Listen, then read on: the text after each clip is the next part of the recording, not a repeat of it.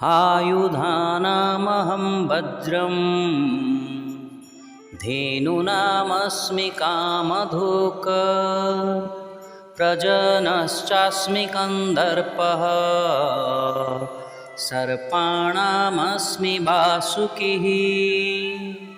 बंधुगण, एठारे प्रभु श्रीकृष्ण कहउछन्ति से अस्त्र मध्यरे वज्र अटन्ति, गाई मध्यरे कामधेनु, वंश वृद्धिर कारण एवं प्रेमर देवता कामदेव एवं सर्प मध्यरे वासुकी अटन्ति।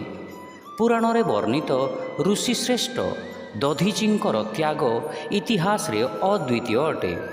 थरे वृतासुर नामक जड़े असुर द्वारा स्वर्ग सम्राट इंद्र स्वर्गलोकरू विताड़ित होइथिले। सेही असुर को वर प्राप्त होइथिला जे कौनसी अस्त्र द्वारा से मरिबो नाही।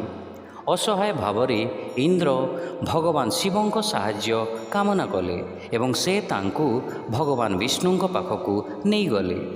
विष्णु इंद्रंकु कहिले जे वृतासुरर निधन केवल ऋषि दधीचींकर अस्थिरे निर्मित वज्र द्वारा ही होई पारिबो।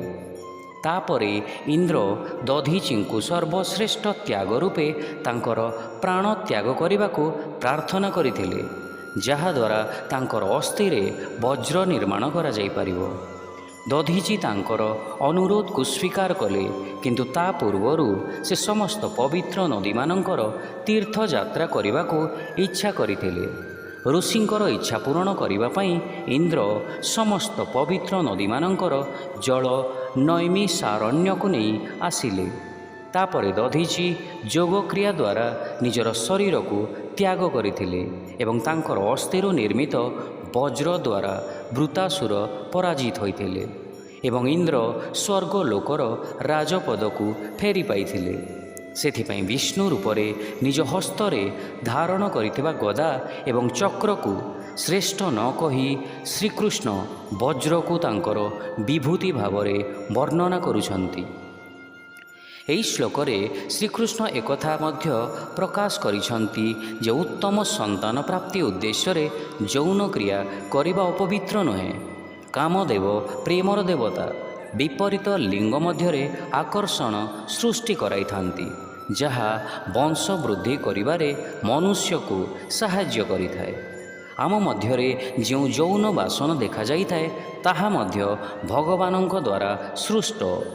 तेणु यौन उपभोग भावे असत् व्यवहार न करी उत्तम संतान प्राप्ति निमंते एहार उपयोग करा जिबा उचित।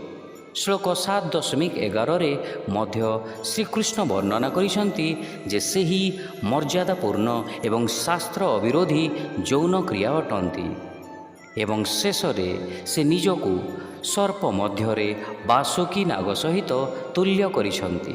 कारण वासुकी को सर्प मध्यरे सर्वश्रेष्ठ एवं राजा घोषित करा जाइछि।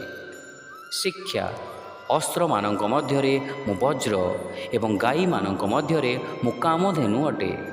मु वंश वृद्धिर कारण एवं प्रेमर देवता कामदेव अटे एवं सर्प मानक मध्यरे मु वासुकी अटे। आई एम द वज्र Thunderbolt amongst weapons and Kamadhenu amongst the cows. I am Kamadev, the god of love, amongst all causes of procreation, and amongst serpents I am Vasuki. Hare Krishna.